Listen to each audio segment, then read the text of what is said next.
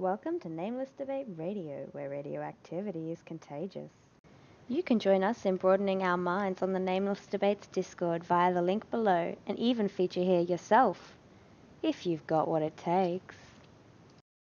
Alright, so let's talk about what your basic premise is. So I'm assuming that the basic premise of DM theory is that the basis of everything is data and logic. Correct. Is that correct? Yeah. Okay, so where should I start?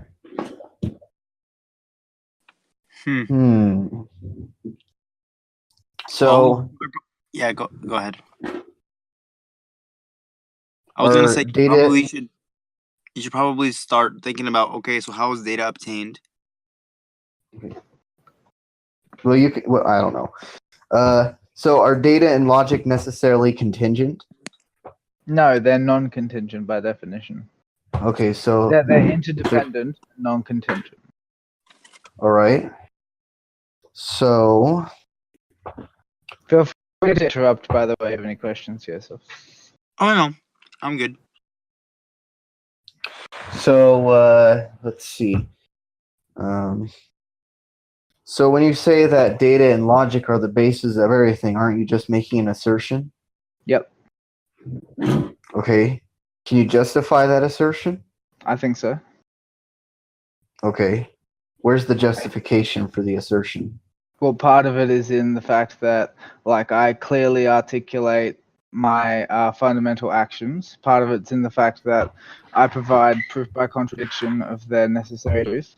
And part of it is in the fact that, like, I take to get the actions that I use to begin with, I take the most fundamentally certain position that you can have, which is just that there is something you experience which is real in some respect, otherwise you wouldn't be here. That's it. And then you go, okay, well, like, what are the two crucial assumptions necessary to make that proposition? And you can, if you're careful, you can reduce it down to, like, I didn't know that it would be two to begin with, but you can reduce it down to just the fundamentals, just what is actually necessary. And then what you get is that data exists and logic exists. And then if you test that by saying, well, is it possible then for data to not exist or for logic to not exist? The answer is no. Okay, so, but if you have data, doesn't that automatically imply logic? Yes, they're interdependent. But it would seem to me, at least, that the most fundamental reality is data, and that logic is merely implied. Well, that's the thing. Is the most fundamental reality has a structure, and that structure is described logically. It's objective logic. In that sense, logic is used generally to mean any structure, right? But in this sense, it's consistent, objective, relational structure. Okay. So the world is consistent. It's not you looking at it that makes it consistent. It's consistent. That's why you can draw conclusions from it if you're careful. And that consistency goes all the way to the core. That consistency is the very structure of the reality. It's the fact that it relates consistently, right? Relativity being the fundamental principle. Right. But let's see. Is there anything that I can imply here? Well, without data, right, you can't have logic. Correct. Because logic is implied by data. Well, no. Logic is like a fundamental principle, because no matter what you say you have, even if you say you have nothing, you have a condition of some variety. And the condition is what governs the manifest structure of the existent thing.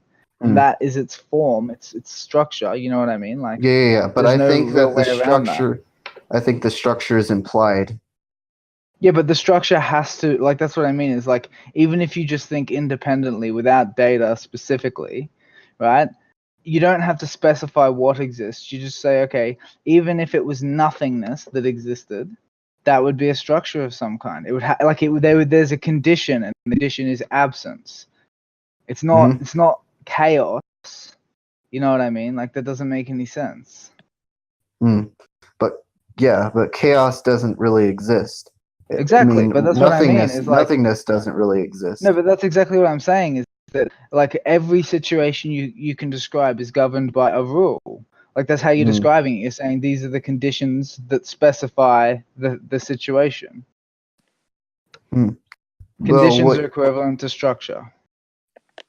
What you're describing, I think, is actually more along the lines of what is possible. What are the possible manifestations of data? And no, but you can link that just the structure in general. That's what I'm saying. It's like the structure in general. If you what does that think mean? of like essence and form, okay, essence and form, they're two essential parts of being. Form is the structure, essence is data. Right? But you can't have the data without it having structure. That's necessary. And you can't have the structure without having the data. Like obviously, yes, your argument has some validity, but it can be made in both directions, and each of them is independently non-contingent. So you're saying that you can make the same argument for logic? Yes. Well, isn't logic just an abstraction? No. So? Logic is an abstraction which correlates with the real world. That's interesting. Okay. Do you have any thoughts, Joseph? Okay, yeah. So, my thoughts are, okay, data. So, is data in general, as in all the input that a person's thoughts can perceive? No, not. Think less perceptually based. What I'm talking about with data is more general, like when you gather scientific data, what you're doing is you're like getting empirical observations from the environment. And what I'm saying is that no matter what the environment is, even if the environment is absence, right? Like if it's just everything is absent, you still have information there because you can still make an observation. If you were somehow outside of that, you could hypothesize about it, right? Which we can. You can make an observation and say, well, I can't make observations. For instance, if there was actually no data, you could say observation is impossible. And the fact that you can say that proves that it isn't true. Okay. Okay, so you say the fact that something is not observable makes it not true because there's no data? The fact that you can say observation is impossible shows that observation actually is possible. Okay, because you just made an observation. The observation, okay. Right? And the observation presupposes information because you can't observe about, like, you can't make an observation about nothing. It's not possible. Because that would be an observation in and of itself. Yeah, like there's no data. If you can't observe the data, like what observation means nothing. All right. So, yes, so there must be data. And now the other point would be logic. Now, logic is, I think, is the more gray zone for me at the moment. It makes sense, of course, for me to use logic. And it makes sense so just quickly, a useful distinction is subjective logic is one thing, which is a model that we use to map the consistencies that exist in our empirical environment, and it's also the method that we use to update that model. And then objective logic is a separate thing, which is those actual consistencies that we focus on when we model. Okay. And you mean both or I mean the latter. I mean objective logic is what actually exists, that there is structure to the environment. There has to be a condition that governs the way things are. All right. In a sense, that means there is I would think that there is a specific hardware that the world works upon. Yeah, there's a primary principle. All right. And I know it's not a computer. No, I'm not saying a computer. It was an analogy. Right. It was an analogy, yeah. Yep. Because a lot of people think that what you would mean by data is that it's contained within a machine or something, like a computer. Well, that's not what I mean. Data as in like scientific data as in as it exists in the environment, like the fact that there is stuff to observe, not observation or the things that we gather. Yeah. What he means by data is like base reality. Yeah, the most objective sense, yeah. No, because information is when you have used it to inform yourself. Data is uninterpreted information. Okay. Uninterpreted information. Okay, got it. I can agree with that. Okay, so what do you disagree with? I'm just thinking. He was going to present an analogy, and I want to hear it. Oh no! I was talking about I made an analogy that the world is like You said there's principles upon which the world acts, right? Yep. And from that we draw our objective reasoning. And I made the analogy that means like the analogy was that that the world has a hardware that it works at a specific yes, the manner. analogy is accurate, but it's not literally true, is what I think Clockwork got caught up on. Yes. Yeah. Hey, Matt. Yep. I'll just ask you something really quick. Are there any people on Quora who you think might be able to join, or no? Oh yeah, probably. I would have to ask them. All right. I got to go to the dentist in 10 minutes though. So. Oh. But I mean, I got an afternoon after that. So anyway, keep going. Yeah. So you made a premise that I didn't necessarily catch it exactly, but it was something to do with that we base everything upon the data and the oh god, I forgot what the other one was already. That's bad. Logic. Objective logic. Objective logic. So you say everything we how we make objective conclusions and stuff are based upon those. No. How we try to be objective in our conclusions is based upon trying to like prioritize what is shown to be true through empirical observation, repeated empirical observation. Like we bend our intuition to that knowledge. And generally what that's about is that there's data that you don't have inside your head that you need to acknowledge. Right, but that data is not a product of your perception in some sense. It exists externally to you, fundamentally to reality, not because you are. So wait, are you making the claim that there is an external like mind or subjective reality outside of our perception? Yes, absolutely, an objective reality. No mind to it. No. Logic in this sense means structure. Okay. I think I understand what you're saying. So logic is the structure of the empirical world extended to the objective world. Okay. Right? Because we model the structure. That's how we have models that work. We have computers that function because actually it turns out that when you pay attention to how reality works, you can make some pretty cool shit. Yeah. Right. But where do you get this idea that there's like data? So what do you mean by data? That. Like data is the fact that like there were rocks before you existed to observe them, and obviously like the universe is a lot older than you, right? The fact is that the data that was there is not necessarily interpreted, but it exists nonetheless. And in the most general sense of that word data, right, which is uninterpreted information, we get to ontological base, which is like, okay, like even if we say there's actually absolutely nothing, that turns out to be data. All right. Like look. All right. Yes, I would say that means to make sense, an order, and that means I think in layman's terms, you're saying there's stuff and there's order to that stuff. Yes, correct. And there has to be stuff. That's part of the order. So there's an order. Well, I think I agree with that there's some general consistency. I think that's something you can't really refute. Yeah, and I'm not even referring specifically to the consistency. I'm saying there is a general structure. I'm proposing it's consistent, but apart from that, there is structure. That's the fact of the matter. Structure. No matter what else you say, you're proposing structure. A counter-argument is proposing an alternate structure. What do you mean by structure? But anything that has like characteristics that make it up. Okay, but when we're talking about reality as a whole, why are we assigning it to a structure? Because it has to have a structure to exist. Existence is a structure. Well, but I mean, the individual objects that we see have a structure, but then what is the structure of logic? If it's not something that exists in a spatial environment. The principle of relativity. That's logic? That's the structure? Yeah, that's the basic structure of logic. Relativity, relationships. Specifically consistent ones, but fundamentally just relationships. Okay, and like it's easy to demonstrate really, because if we think like, well, what's logic about fundamentally? The answer is true and false. And can you have true without false? No, you can't. No, they're relative opposites.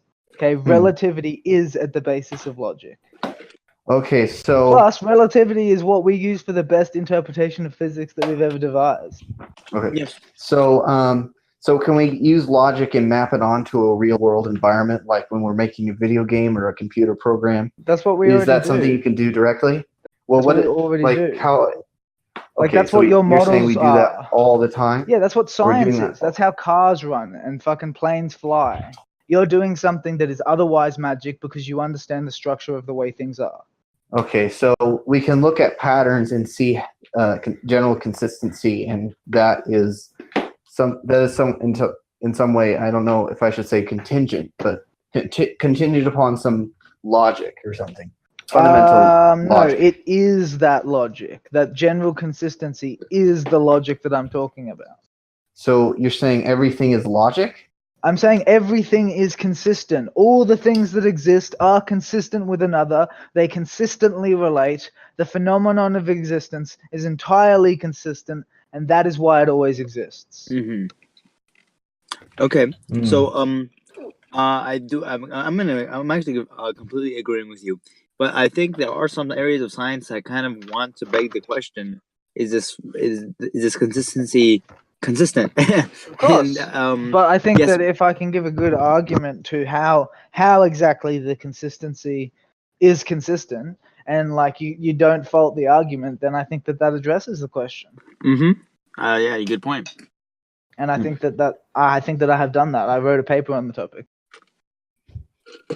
All right. Is this a paper that is accessible? Because like I would love to read that. Yeah, I can give you a link to it. It's not like published at the moment, because I'm not really qualified enough. But I feel like that is gonna be an interesting read. Yeah. It's Okay, I'm so- actually in the process of like reworking it because I think it's like pretty clumsily presented. But like ultimately, I've developed an ability to like compensate for it rhetorically because like I know the idea inside and out. So when people like misunderstand it, which is ultimately partly my fault because it's like not presented very well. It's not that clear. Yeah. Like I know that like although that's my fault, I think, you know, at the moment, like I am trying to fix it, but at the moment it's not too bad because like I can just fix it by talking to them about it. You know what I mean? Even if it is a little Yes. unclear, we can clear it up by talking about it. So just record all these conversations you have with everyone and like write down all the things that you need to. Well, that's what core is for, man. That was interesting. You haven't written an answer on core, and I don't know. Yes, did you? You wrote one yesterday. I don't. Was I it think. yesterday? I wrote yesterday some or on the day before Sunday. that. I wrote 2 on Sunday and then Well, I didn't one see them. on Monday didn't and see then your one on the answers. Sunday before. I'm not seeing those answers for some reason.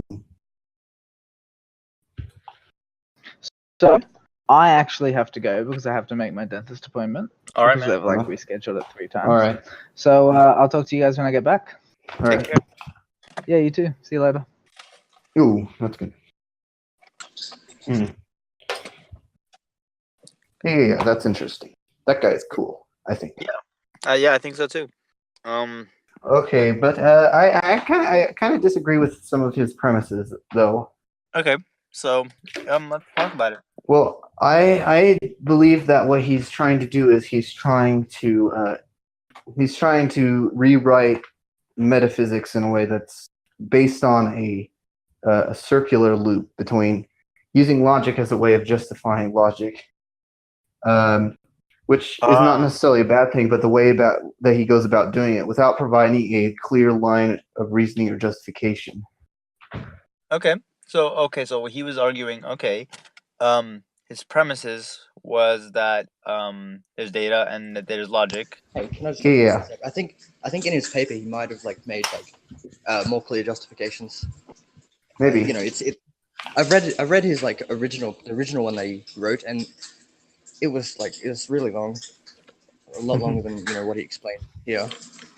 So, yeah. I still see that there might be a problem with the way that he's proposing his theory. Okay. So which He's not offering. So what you said was it might be based on circular logic. That logic was based on logic. Mhm. Um.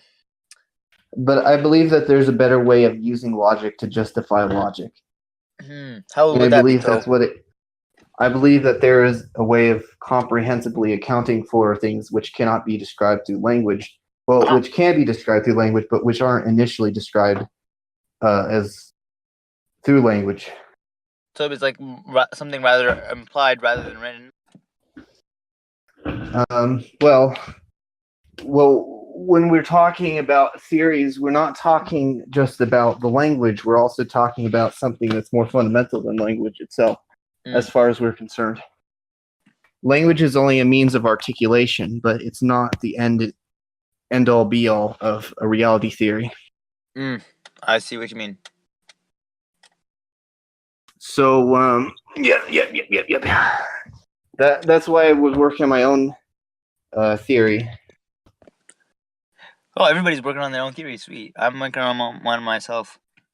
Okay, so what's your theory? It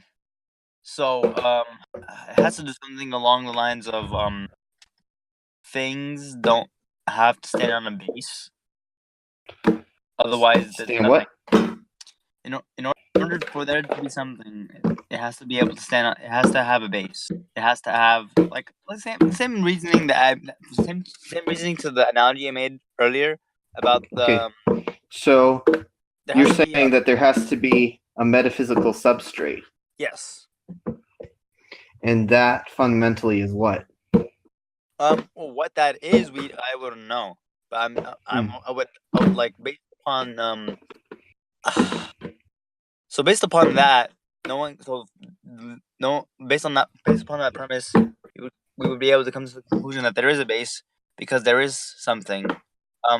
Yeah. Well, this is where things get complicated because you have to understand there is an underlying medium. Yep. There is so my theory is actually a little bit more complicated.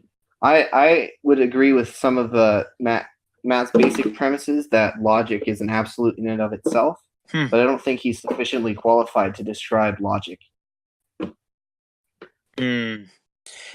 Yeah, I'm trying to think about it at the moment because like I'm approaching it from the physical angle and not rather the theoretical. And I'm thinking, well, physically, you can't really do that when you're talking about reality theory. Yeah, but I'm like, yes, that's true. But you have to start somewhere, right? You either have to start from theoreticals, or physical, or what is it called, mental. So you have to approach from a certain angle, or if you want, you can try approaching it from all angles known to us, and then try to come to the same conclusion. It would be a very, very strong argument. Yeah. But what I'm doing is I'm trying to describe reality in its ultimate sense. That would be a basic metaphysical theory that would account for all physical phenomena. Interesting. So it's metaphysical in that it's hypercontextualizing. Okay. It can be applied in many, many different contexts. All right. So, what will be your premise? Well, my premise is that the universe is fundamentally consistent with what you might call a mind. I believe that fundamentally, if the universe actually consists of anything, then there must be something that necessarily contains it. And I believe that this thing which contains reality is can be fundamentally described as a mind. All right, that's interesting. Humans have their own localized perception. Other things such as rocks are less conscious because they don't have the same way of processing information that us humans do. But at the fundamental level, at the highest level, the universe can be described as a mind. All right. So, what qualities of a universe would you what qualities of a mind and what qualities of a universe would you ascribe to have that link and the connection? Well, this is actually where things get complicated, but I can try to simplify it. Basically, for there to be we can describe reality as a single unary thing. A single what thing? a single unary identity. Or You so might say. it's in unity. It's one, right? Yes, it's a single thing. All right, got it. And even though that there are many different aspects of reality, reality can be fundamentally described as a single process. Okay. It is a self-process. A self-sustaining process. It's a self-sustaining process. That's interesting because that so that means my theory is contradicting yours, but the thing is, it's bases on premises, so it's not really bad in that sense. But somehow you're gonna have to how do you explain that? How can something self-sustain itself? Okay, so this is where things get well, basically what you can say is that Matt Aikut's idea that there's a logic to everything is fundamentally correct. Yeah. I believe that logic is self-sustaining in that it is able to, it is the basic form of, it's a basic form of cognition, I would say. Though that might be jumping a little bit too far. I don't know if you've gotten that far yet. You said something about cognition? Yes, there's, the universe has an aspect of cognition. It's fundamentally everything which exists according to the rules of cognition. And in that sense, everything that is in the universe is part of a mind. All right, that's fair enough, I would assume. At the moment, my mind's not really working that well, but as far as I can tell, that sounds pretty sound. Well, me and Matt have had debates about this for a while, and he definitely disagrees. That the world is a mind? Yeah. He disagrees that the universe is fundamentally a mind. Well, so all right. So like I said, we which you did not describe, I think, is that how is the universe like a mind? And you said something about cognitive, right? Being cognitive. Yeah. Okay. Yeah. So at the moment, I don't see it. I definitely think I need to look more into the definition of cognitive in that case and see. Well, yeah, you can do that, but it's not necessary. All right. Working strictly from my own definitions. Okay. Cool. So can you elaborate on what cognitive means to me? Well, cognition is a fundamental. It's basically it's basically perception, but you can call it cognition. Oh yes, definitely. All right, so I definitely can agree with cognition in that case. That it exists. That I think that's the I think that's the only most truthful statements that can exist. That is objective. That the universe has that perception is a fundamental aspect of reality. I think you say perception. I'm gonna say observation. Without observation, the universe theoretically no. It's not observation, because observation implies that there's an observer. But the universe is an observer, so there is observation. But I don't think that because the word observation implies that something is inferred. When you're observing something, you're inferring from it. Oh, so and that with means the universe, all the information is already contained within the perception itself.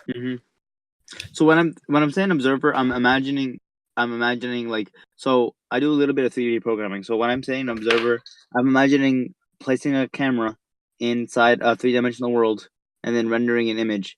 And if you don't have that camera, that world it's not there.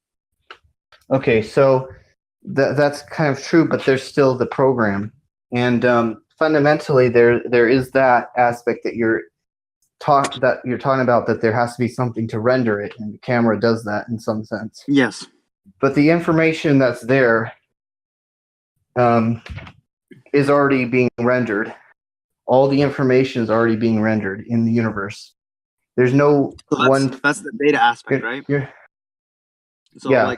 There's no need for a camera. The whole universe is already aware of itself in some sense. I still think you need a mind for the universe to exist in that aspect. The okay, universe, so the universe is its own mind. That's okay. I think that's a valid preference or valid premise, but I just don't. I don't know why I don't want to agree with that. I mean, like so when you say it's a mind, oh god, Yeah. I can't say no because what do I have to say against it? So why do you say it? So why do you say it's a mind again? Because it has I don't know why I keep thinking of Matt's argument right now, but is it because yeah? So why does it have to have a mind again? Well, that was a long discussion that we tried to have. What the basic premise that I was saying is that the universe is very but that the universe fundamentally consists of what Matt Aycock calls data, and I think that that's correct.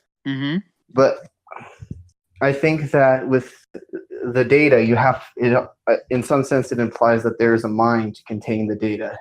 Because otherwise, the data doesn't really exist. There's nothing to compute it.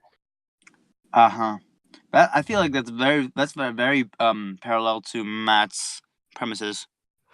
I don't know why we would disagree with that. It might actually just be that. Well, you don't necessarily have to disagree with it. If it makes sense, then you can totally agree with that. I mean, because like what I got from your argument is the same thing. That the world has information. And that it has a processor. Yeah, but I think my explanation is more sufficient. Also, it encapsulates what Matt's doesn't. Yeah. All right. So you're saying you're extending the definition just a little bit more. Mm-hmm. But he doesn't agree with that. There's other aspects to the theory. All right.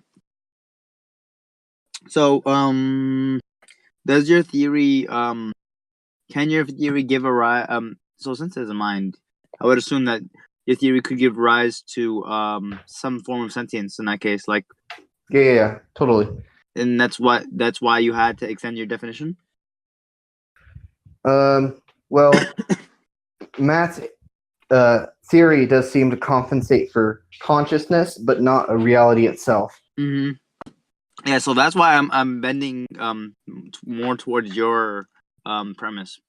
I mean, like that. I agree with it more because Okay, so consciousness is not the same thing as it's not the same kind of consciousness that the universe has. Yes. The universe consciousness is more like a mapping between the universe and the localized objects within the universe, in some sense. All right. So the mind is basically like a way of trying to represent what true consciousness is, almost. Not. It's kind of like it's like a map almost, but it's not the territory, and the universe has this territory of consciousness that the mind attempts to replicate, but is not able to fully replicate. Doesn't mean that we don't have consciousness. It's just that we don't have full access to the kind of consciousness that exists in the universe. It's like a localized, limited conscious. Yeah. Yeah, right. So, like you said, it tries to recreate the world around it. Well, yeah, kind of. The mind does that. Interesting. I think that's a very interesting topic. I don't refute it, and actually, I have a neutral standpoint on it. I'm not sure how. I'm not. I love the idea. I'm wondering how true can it be, and I'm wondering how far you can go with it. I really think that I think this is something that you probably should look more into.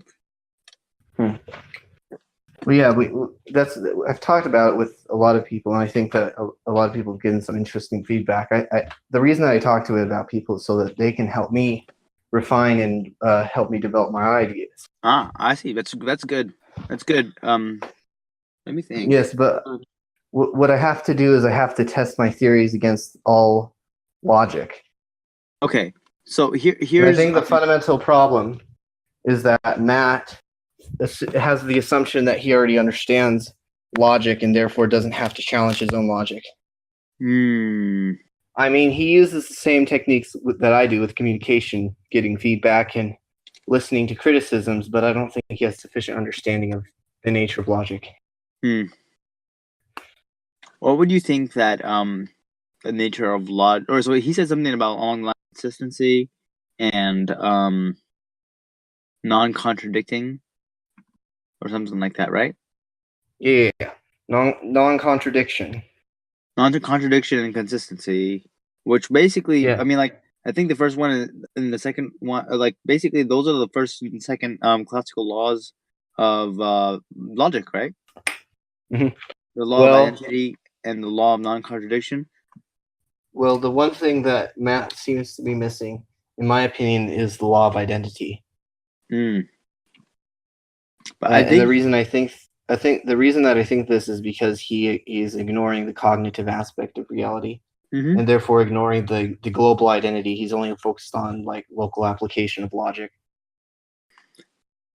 I'm really confused about the word cognitive, but I think in cognitive, I think mind, and I think there's two ways to interpret that for me, and that's the localized experience of the world for myself, and that's something I know that is definitely true. And the other thing being just how the mind works based upon the neural network connections that are made in the brain, and I don't think. So they go both hand in hand? Yeah, they're both hand in hand. Okay, cool. So you mean both of them when you're saying cognitive? Yeah. All right, cool. Yeah, I can agree with that. All right. Well, if you can offer some sort of refutation, I'd be happy to listen to that. But I'm interested. I'm not going to be easily. Yeah. How does the mind of the universe translate into our individual experiences, and how come we're not experiencing it like collectively? So how come I'm not seeing the world also through your eyes and through where you are at the moment? Or maybe I do, but at a smaller degree. But there's a fundamental there's two aspects to reality. There's the material aspect, and then there's the spiritual aspect. Yes. And we can do away with the spiritual aspect, but then when we try to do away with it, we get rid of the whole entire existence itself. Yes. And then there is the material aspect, which is different from the spiritual aspect. And I think the material aspect is basically what exists inside of the mind of the universe, in some sense. Okay. There's a sense in which what the mind contains and the mind are the same, but there's also a sense in which they're different, because one aspect of reality is physical, the other is metaphysical. Okay. So you are in some way exist as material in the material sense. Yes. In some sense you exist in a spiritual sense, because you have, well, that's actually a very, very complicated thing to get into, but in some sense I have will and thoughts. I'm conscious of thoughts, and I have will. Yeah. Well, consciousness. Yes.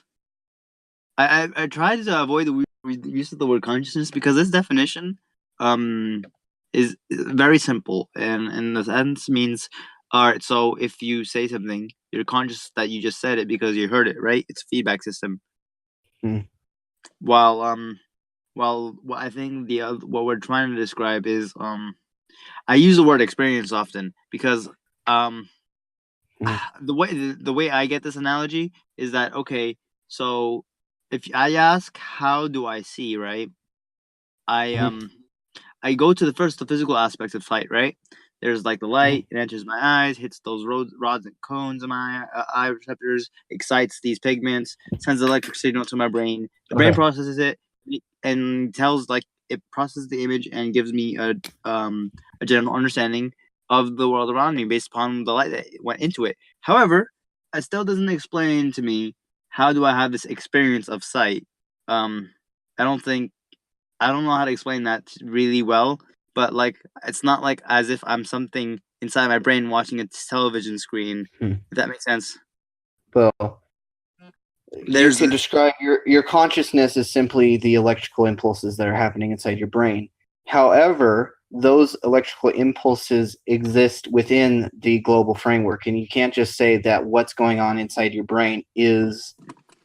It's not that there's a very limited amount of information, even though you're filtering it in a very complex and intelligent way. Oh yes, the whole universe actually contains your brain, and in that sense, the universe is conscious of what's going on inside of you. Mm-hmm. So but it's also doing that with each and every other person, and so the universe is aware of every other person's thoughts. I can agree with that. And it's not just the thought that's happening inside your brain, though. It's all of the data that exists in the universe. Yeah, I can agree with that too. Okay. So where do you have the objection? I don't have an objection really, but I'm just really curious as to how's the conscious localized. So I would assume that without any extra rules or anything, that the mind being the world universe being the mind, that since I'm having that conscious experience, why is it so directed in such a sense that I'm only experiencing my own? So I'm guessing the question is, why is your experience localized? Yes. Okay, so the reason that your experience is localized is because there is a material world that has constraints on what you are capable of doing with your perceptions. Mm-hmm. So you are bounded by certain rules of the universe. Those rules exist in the physical world. Yes. Okay. But okay. So what am I thinking about? I would think that because it's still the same mind, right? Somehow it has to be interlooped and interconnected. Yeah, but no. Well, that's also a very interesting conversation. I haven't really thought about that too much, but no. I think what I just said is actually a very simplified, sufficient explanation. Mm-hmm. Yes, I do agree so too. I just think that there are questions that are pretty I think complicated to tackle, but they're possible to tackle. I just personally don't have an argument for them, and I don't understand them myself. Okay, so would you agree that what I kind of explained is the reason that your consciousness is localized? I think with an aspect, yes, because it's the physical world, right? It's got to have the physical constraints. Mm-hmm. I actually, in my own theory, I propose that the body was an amplifier of the localized experience. Mm. So that you would so you would observe the physical of that particular place and not see the others because it was amplified to such an extent that the rest of the minds and whatever they thought was what do you call it? Not significant with respect to what you experience. I'm not really following you. Okay, yeah, it's a complicated concept, but supposing that the universe is the mind, and that each body is rigged in a sense that that mind is amplified. It has a system. It has a system to run on that. I don't know how to explain that really well. I have to think about it more, but I'll get back to you on that as soon as I can get that on paper and kind of make sense of it myself. All right, that's a good idea. But besides that, I think I like your theory a lot. All right. But all right. So you say there's a data aspect and there's a mind aspect, and because of the data aspect, the mind is localized. No, I didn't say that. I was saying that there's a physical All right. material universe, and there's the spiritual and metaphysical aspect of the universe as well. Okay. All right. The two aspects, and the physical aspect localizes the metaphysical.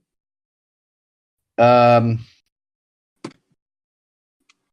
not necessarily. What I'm saying is that I'm just simply stating that there is a physical and a metaphysical aspect to our reality. Okay, I And completely agree with that.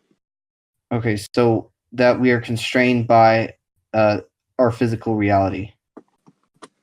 I can actually agree with that too. So there's no disagreement. Yeah, go fly with that. Fly with that idea. I don't. That's like, I think the premise is so broad and true that you can't refute it. What is what Insync? What was Insync's complaints about that? Well, his basic complaint was that he viewed the mind as something that exists as part of physical reality. I think that's problematic. That there's no like greater mind. That the mind is something that is localized in the physical world. So, like, how somebody would perceive what we would call a soul. He doesn't believe in the existence of souls, as far as I can tell. Yeah. But I'm saying, like, that's a very similar concept. If like he's saying there are many minds. Is that what he's saying? He's saying that there is no one mind, that there's no one distributed identity, that the universe exists apart from mind, that there's nothing to perceive it except for us humans. How are animals? Well, yeah, animals too, but at a certain level, he thinks that you can't have conscious experience. The universe itself is not fundamentally conscious, as I would propose. Oh God, that's a hard. That's interesting. I don't know. I really like both ideas, and I would hope your idea is actually correct. Dang. Have you looked into quantum physics? Because I would think that over there you can have some interesting interpretation of how the world works. Because we have certain things, the spoilers, cat box thing. Yeah. Well, yes. I haven't really looked into physics for a while, but I think that my theory of reality is more compatible with mainstream quantum physics. Okay, that's pretty good. Because like one of the interpretations, valid interpretations of quantum physics is that the world is a mind. Yeah. What kind of? It depends on what you mean by mind, though. And what level you're now analyzing. All right, so it has this aspect of God. I have to. That's one of those other things I have to look more into. I would assume something to do with choice. Don't know. Yeah, I think it had something to do with along the lines of choice. Because don't know. So I think one of the other interpretations was everything that happens by chance, and I don't think anybody's satisfied with that type of case. Everything happens by chance? Yeah. No. Yeah. Well, we don't. I'm not sure. I'm not sure. I can't say one way or another. Yeah, we really don't like that interpretation, and some people don't like the choice interpretation. So we're kind of at a stalemate with respect to that. But if you can get a theory that appeals more to the reason, right? Then I think you should be able to definitely make that a deciding factor of whether life is dictated by choice or by chance. Okay, so I don't know what we're going to be talking about next, because I was discussing what my theory was. Yes. And So, what exactly is it that you're trying to bring up here? I don't know. When I brought up the quantum theory aspect, I was thinking maybe you would look at things that are kind of already established in the world, and maybe build incorporate that into your own theory. Yeah, that's it. That's an interesting idea, but I don't know if that would work because we're always working at the highest level of analysis. If you work at only within certain frameworks, Mhm. and you're only looking at certain aspects of reality, then you're likely to make errors in logic because you're not analyzing at the highest level. Ah, I see. Makes sense to me. So, But I would think that you would. So you don't want to what do you call it? What do you call it when you kind of have somebody tailor certain shirt for your size? Okay, I think it's called tailoring. That just occurred to me. But you don't want to tailor your theory to fit a certain aspect of life because then you are more likely to miss out on the whole bigger picture. yeah. So, but Well, what I'm trying to do is I'm hypercontextualizing. Hypercontextualizing. All right. So you could even call it metacontextualizing. All right. I actually had to look up that word, but I'm pretty sure. Well, these are not necessarily accepted words. I think hypercontextualizing might be, though. All right. I'll just. We use different vocabularies than most people do. Yeah, I would assume so. All right. So hypercontextualizing. I'm trying to think of what that implies. So that means we're trying to get everything in all the contexts as one. I would assume. Yeah. Well, we're trying to build a framework in which everything can be incorporated therein. All right. So it has to be consistent with all of the phenomena existing in reality. Yes. And to do that, we can't focus on any single interpretation or any single aspect of reality. We have to look. We have to use this. We have to come up with a way of incorporating all of the information. So we have to come up with. Basically, what we're trying to do is we're coming up with a way of.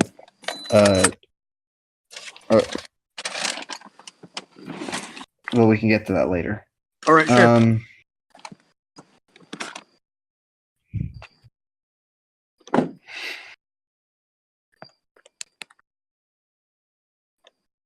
You were going to write down your thoughts? Yes, I'm definitely going to be writing down thoughts, and that might not come so soon right now, but I would expect by tomorrow I would have a clearer mind. Okay.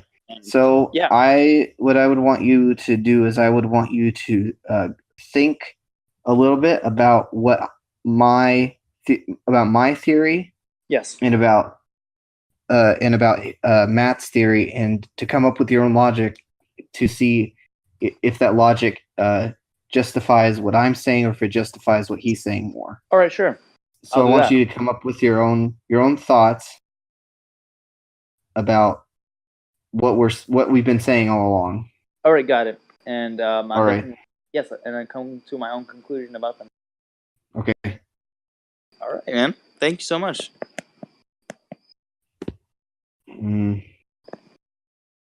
Wait, we're not the only ones here, right? No, not really. But they're not. The other people who are here aren't actually saying anything. All right, hold on one second. I was actually in the car the whole time, and I'm like, okay, now I need to get home. Okay.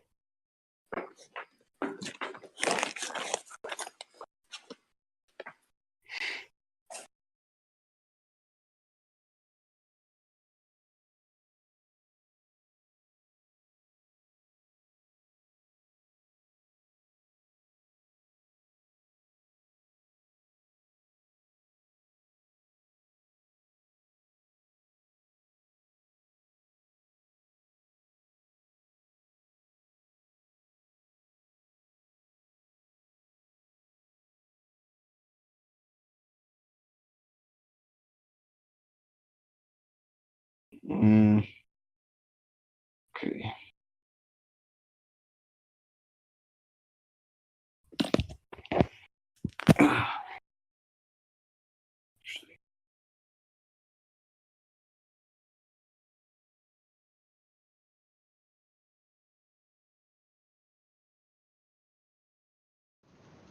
Thank you for listening. Like, share, subscribe, and join us in the Nameless Debates Discord. We hope to see you there.